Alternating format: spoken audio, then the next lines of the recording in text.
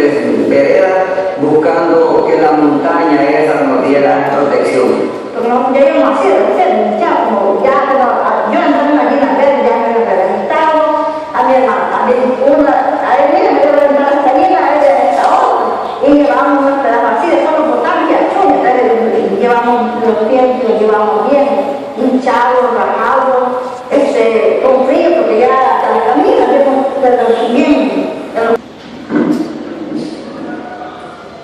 De allí, río para abajo del mundo, hasta llegar a la barca. Correr únicamente por quererse librar, pero ni saber a dónde. Porque este es el problema de nosotros ahí, más que al otro lado, desde que abordamos el río, veíamos la fila de los hondureños que estaban, las tropas hondureñas que estaban al otro lado. Pero los hondureños capturaron a una inmensa cantidad de población. A las 10:30 de la mañana comenzaron a entregarle toda esa gente al ejército salvadoreño. Entonces el ejército salvadoreño, estaban los grupos de soldados por la hasta la cintura recibiendo la gente que tiraban los hondureños del otro lado. Entonces el ejército salvadoreño levantaba los grupos, desde los tiraban boca abajo en la playa y se los llevaban a donde está al plan donde construimos el monumento de nuestra defensa. Allí los ametrallaban. Había ido para comprar pan con mi padre y desde esa casita vimos que venía una fila de perros del lado salvadoreño, venían cruzando el río y todos traían algo en el hocico, pero no se podía ver exactamente qué podía ser hasta tenerlo bien cerca. Y cuando los perros han cruzado el río y llegan a nosotros, eran restos humanos. Sigue el documental, pero es más largo y creo que se entiende mejor con la primera parte. Y yo quería cerrar nada más, que ya me extendí mucho con lo del silencio, que una cosita más, que los silencios son buenos. Miren, el documental es importante por la imagen, pero en periodismo te voy a dar una clave que a mí me dieron y siempre me sirvió.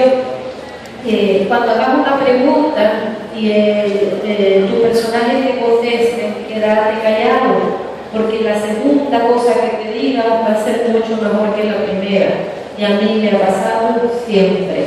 Yo quería ponerle, pero ya no lo vamos a hacer, pero eso, un ejemplo de eso. Haz tu pregunta y ten paciencia, no hables.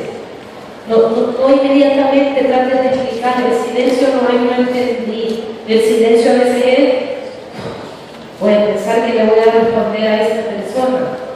Entonces el silencio de reflexión, no se sientan incómodos con el silencio, siéntanse tranquilos, la incomodidad lo siente la persona a la que estás entrevistando. Si tú te sentís cómoda y tranquila, la persona también. Si tú guardas los silencios con paciencia y tranquilidad, la otra persona sí te va a responder. Siempre ha sido mejor para mí una respuesta después de un silencio. Y quiero cerrar mis documentales tienen una característica, y es que yo pretendo que cuando la gente salga de la sala de cine, salga con un sentimiento de vergüenza, nunca de lástima. Cuando vos no pones un acto de esperanza en tu escrito o en tu documental, la gente va a salir diciendo, pero esto está mal, ni modo, esto está mal, esto está mal, esto está mal. Cuando vos pones un poco de esperanza en tus textos o en tu documental, la gente lo que va a salir es sintiendo vergüenza de no hacer nada. Lo que van a decir es, ¿cómo puede ser que esas mujeres pobres estén trabajando por los migrantes y yo estoy aquí preocupándome porque no he comprado el último pinta uña o porque quisiera irme de parranda hoy y mañana y no tengo? O sea, la vergüenza mueve a la gente, la lástima no. Y muchísimas gracias por invitarme.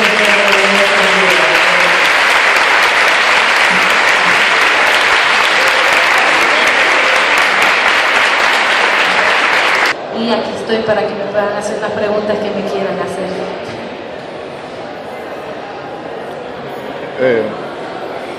Bueno, ¿qué sabes del conflicto de Colombia y qué similitudes tiene con el de tu país, por ejemplo? Mira, pues el conflicto de Colombia, yo no te voy a decir que yo no soy una experta, porque no lo soy. Sé lo básico que creo que tiene que saber un ser humano que lee las noticias y que lee los noticieros, que lee los periódicos, ¿no?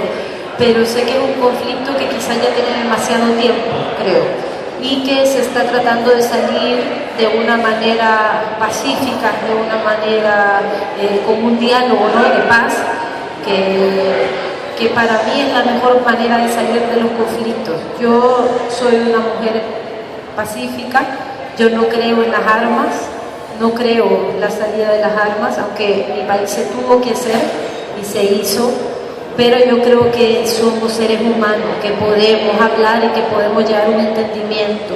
Entonces yo le apuesto el 100% a salir de los conflictos a través de un diálogo. Lo que pasa es que tiene que haber una postura positiva ante el diálogo de las dos partes, no solo de una, ¿no? Entonces, solo así el diálogo puede ser favorable, si no va a ser una pérdida de tiempo como muchas veces se ha hecho, como el conflicto que hay en El Salvador, que hubo un diálogo entre pandillas que fue gestado, nunca lo aceptó, pero gestado por el gobierno, y ellos tenían ganas de hablar y sentarse y dialogar, pero el gobierno nunca quiso asumir la responsabilidad y por eso este diálogo se cayó. Entonces, si cualquiera de las partes involucradas dentro de un proceso de paz y de diálogo no está con las ganas y sabiendo que va a perder y va a ganar algo, que no solo va a llegar a ganar, tiene que llegar a perder algo, no se puede dar, creo yo. Quería preguntarle qué ventaja tiene manejar la guerra, el tema de la guerra, por medio del documental, en vez de utilizar otro método periodístico. Para usted, ¿qué ventaja tiene manejar la guerra y las víctimas desde el punto de vista del documental? Mira, yo creo que cualquier herramienta para contar las adversidades y los conflictos son válidas. Yo creo en todas las herramientas, creo en la herramienta del periodismo, de la radio y del audiovisual. La radio tiene más ventajas sobre el audiovisual y yo creo que el audiovisual más sobre la prensa. ¿Por qué? Porque en El Salvador hay mucha gente que no lee, hay muchos lugares a donde no llegan los periódicos, hay mucha gente que no lee porque no sabe leer, que si supiera leer, leería, ¿no? Hay muchos lugares a donde solo llega la radio, entonces la radio nos lleva ventaja, ¿no? Si realmente queremos incidir hay que aprender a hacer radio, la radio es bien importante, a mí la radio es una de las herramientas que más me gusta. Creo que se pueden hacer muchas cosas fabulosas con la radio. Yo comencé estudiando radio antes de estudiar el cine documental. Luego está el audiovisual, porque quieras o no te mantiene la atención. El audiovisual están todos tus sentidos enfocados. Tienes que escuchar, tienes que ver, tienes que los sentidos más, los tenés que tener puestos, ¿no? En una cajita que te va diciendo, quieras o no, lo que tienes que pensar, lo que tienes que escuchar y todo, ¿no? Y la lectura, lastimosamente, en muchos países de Latinoamérica no es un hábito, ¿no? Entonces la gente lee solo lo mínimo para estar informado, ¿no? Entonces yo creo que las tres son grandes herramientas, las tres son importantes. Una quizás es más influyente en el aspecto de que llega más gente que otras, pero las tres son importantísimas, ¿no?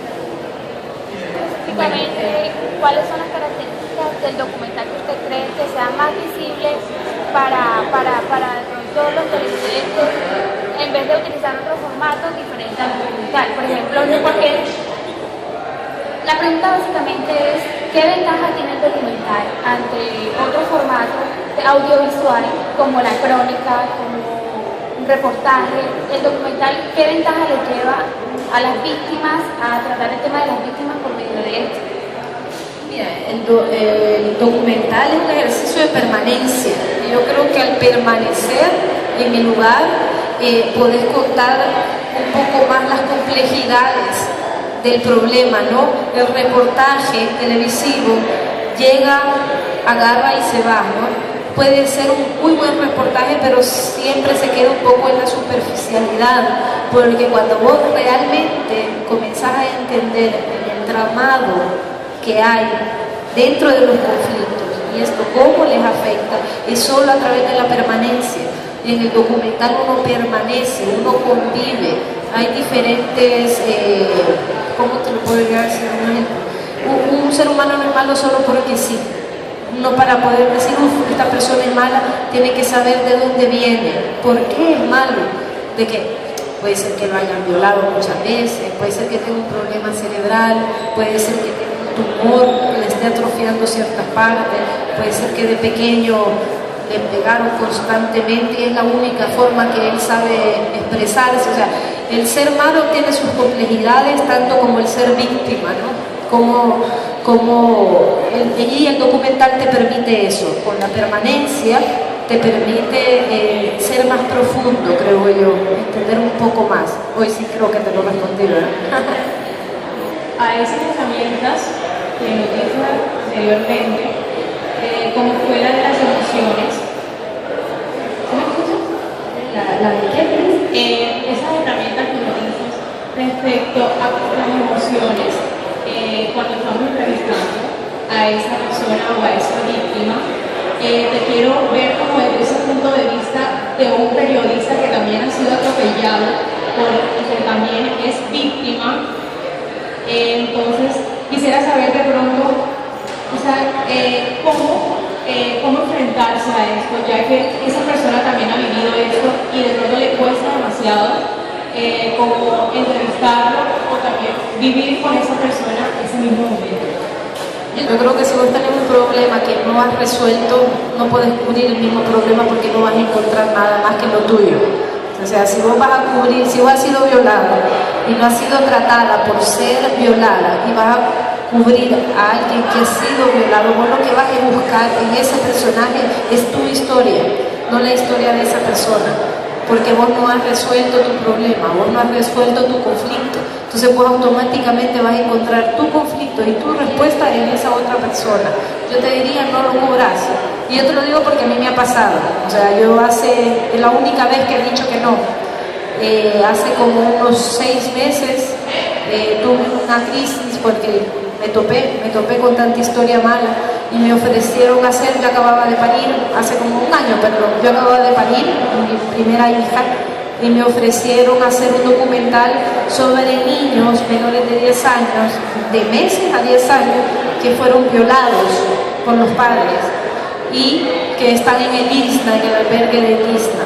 Entonces a mí me dijeron que me iban a dar acceso a hablar con estos niños, con la psicóloga y todo, y comencé a darme cuenta que tenía tanta rabia, tanto dolor, era un tema que a mí, en ese momento que yo acababa de parir, era un tema que yo no sabía manejar, que me desbordaba, y decidí no hacerlo. Dije, no, aquí lo que voy a hacer yo es un mar de lágrimas, y aquí voy a hacer nada racional. Uno tiene que comenzar a balancear lo racional con lo sentimental, porque si no se te hace una telenovela, y si no se te hace algo que nadie va a sentir, entonces que va a entrar a la sala, va a salir y se te va a olvidar en el primer momento que te subas al carro. Y yo dije que no lo iba a hacer, porque no estaba madura para cubrir ese tema en ese momento, ¿no?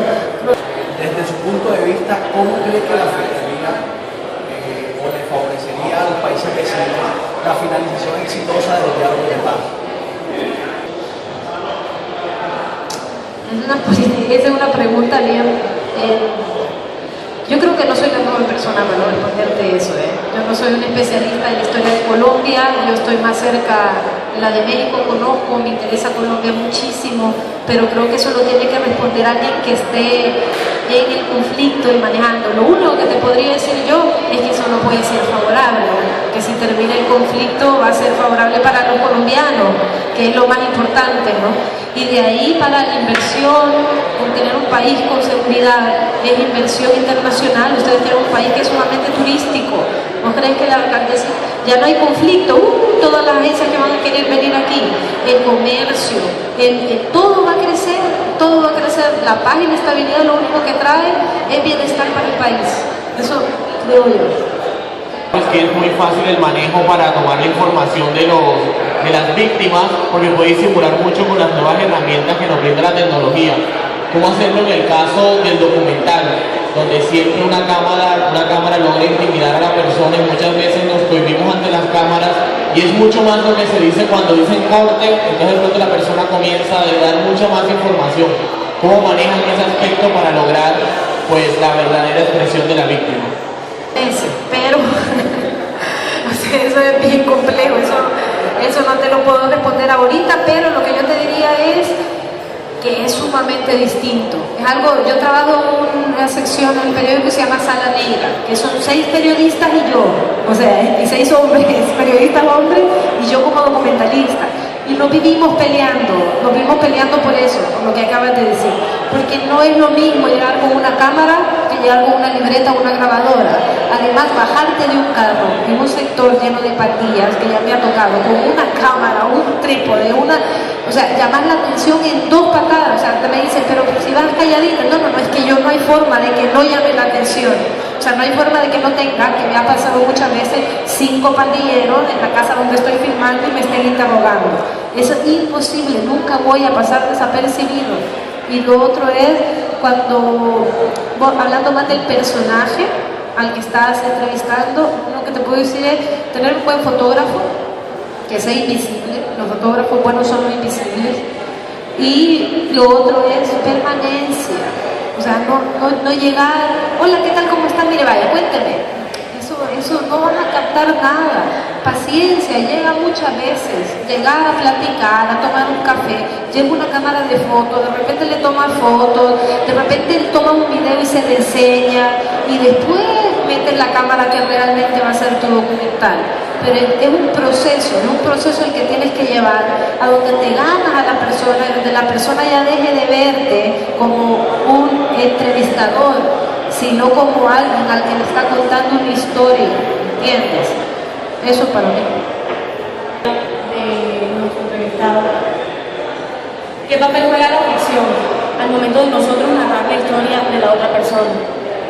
Ninguna. Sabemos que es necesario aterrizar, bueno, en el documental más que todo, se debe aterrizar mucho el tema a la realidad, tratar de contar la realidad de forma objetiva. Sin embargo, esta mañana veíamos lo necesario que es a veces utilizar la ficción para contar mejor las historias. Entonces, yo creo que hay una confusión ahí. Yo nunca utilizo la ficción y me parece que es una falta de ética grave utilizar la ficción. Una cosa es utilizar la ficción y otra es recrear momentos. Pero el momento que recreas con un actor, eso se hace más que todo en televisión, es basado en una historia real que te han contado. Y una vez que vos dramatizás, tenés la obligación de poner un rótulo abajo que le diga al espectador, esto es una dramatización. No se puede engañar. La ficción y el documental no van juntos, no pueden ir juntos. Es imposible. Existe algo que se llama docfic, pero es un documental falso. Hay ficciones que se filman con cámara de documental, con una intención de documental, pero lo dejan claro al inicio. O sea, uno no puede mezclar ficción y documental, no se puede. O sea, vos sos claro, uno tiene que ser muy claro en lo que dice y cómo lo dice. O sea, es no mentir. Ahora esto es un ficcionado, actuado, y poner la actuación, pero nunca lo revolves como que si fuera real. Eso es mentir para mí. La realización de pronto de la ficción, en muchas ocasiones uno puede planificar las estrategias para el momento de la filmación. Usted, ¿cómo ha hecho, por ejemplo, cuando entró a la casa de las prostitutas de tercera edad, por ejemplo, para hacer una planificación cuando es documental? Es decir, hasta qué punto usted planifica y hasta qué punto va la improvisación del mismo, es decir, hasta qué punto se lanzan a la observación de lo que venga, pero cómo se filtra esa información, cómo se hace para escoger lo que va a ir o no, si hay alguna guía antes en preproducción, o simplemente va llegando y lo que se descubra se va filmando. De las cosas más básicas que estudiamos en la Escuela de San Antonio, hay 2 formas de hacer documental, hay 2 tendencias. Yo hago documental como ficción, que es diferente que hacer ficción en documental, ¿verdad? Hay 2 formas de hacer. Uno, cuando vos creas un guión después de una investigación, es tener una investigación larga crear un guión y hacer una filmación un poco más corta. Y la otra es tener una filmación muy larga y crear el guión en la sala de edición. Las dos son válidas. No sé, aquí, a ver, ya te voy a decir un documentalista por aquí, famoso, Eduardo Coutinho, ¿conoce? No, Pino Solanas. Bueno, no importa, no estoy tratando de leer los grandes documentalistas. Bueno, estas dos formas son válidas, las dos. Yo comienzo trabajando como ficción, por decir cómo. Yo hago una investigación muy larga, muy larga. Yo convivo con la gente, entonces veo lo que la gente hace, cómo lo hace, su entrevista, ya sé lo que yo quiero obtener de todo lo que me han contado y lo plasmo en un guión. Les hubiera puesto ejemplo de un guión allá, pero se me olvidó. Pero yo escribo un guión como que fuera un guión de ficción. Escena, primera escena, el Chosochiquetzel está escrito así, primera escena, patio vacío, baja Carmencita y se siente escuchar boleros. Eso sé que va a pasar porque lo hace todos los días y yo ya lo vi, entonces yo ya lo tengo y voy solo a eso. De ahí entrevista, ya sé que Carmencita la violaron 5 hombres, que se quedó mal de un pie, que o sea, yo le voy a preguntar lo que yo quiero que aparezca, ¿entendés? La dejo contestar todo lo que yo ya lo sé porque ya me pasé mucho tiempo hablando con ella. Entonces yo voy a buscar lo que mi guión me dice. A veces pasan cosas muy lindas que filmo y que no los había planeado en el guión, pero eso lo que a mí me hace es tener una filmación más corta, una producción más corta y llego mucho más ordenada a la sala de edición. Hay muchos documentalistas y la mayoría hacen lo contrario. Filman todo. Yo hice eso con María en Tierra de Nadie, sin embargo María en Tierra de Nadie tenía un guión, pero era más difícil, porque es una temática que todo cambia, en el trayecto todo cambia, es muy difícil saber que esto va a pasar. Entonces también tenés que ver qué te exige el tema que vas a cubrir. O sea, con este tema de documental, ¿qué es mejor? Filmar y luego editar, ¿qué te permite el tema? O investigar, hacer un guión y editar, ¿no? Entonces, las dos formas son válidas, mientras no editas, mientras no, si de repente dice, y Carmencita hizo gimnasia olímpica, y pones a la viejita a hacer gimnasia olímpica, y ella no hace gimnasia olímpica, tú estás mintiendo, eso no es así. O a Carmencita, son cosas detallitos, pero hay que tener en cuenta, Carmencita le encanta el atol y es lo que toma todos los días, y Carmencita no toma atol, no le gusta, pero vos la pones porque es pintoresco, en la mañana con una tacita de atol moviéndola para que tome. Eso es mentira. A la señora no le gusta el atol, no toma atol, no podés mentir. Son cosas que la realidad hay que respetarla, creo yo. Uno puede provocar, creo, un bien complejo y eso no se puede hacer, creo yo, cuando uno tiene una madurez bien grande, cuando maneja los temas. Uno puede provocar cosas, pero provocar cosas como nosotros le organizamos el Día de la Madre a estas señoras, que todas querían una fiesta de madres que nunca habían tenido, y les organizamos una fiesta de madres, así termina el documental, una gran fiesta donde no llegó ni un hijo a verlas. Entonces vos ves a todas estas madres viejitas bailando solas y todas disfrutando y gozando. Esa fiesta nosotros se la hicimos de regalo y se filmó y así se terminó el documental. Pero no es algo antiético, sino que fue algo que provocamos, que tenía un sentido y que creo yo que lo que hizo es enseñar que sus hijos, aunque lo invitaron, no llegaron. Entonces, no sé si te respondí bien. Marcela, todas las agencias están en prensa. La última pregunta.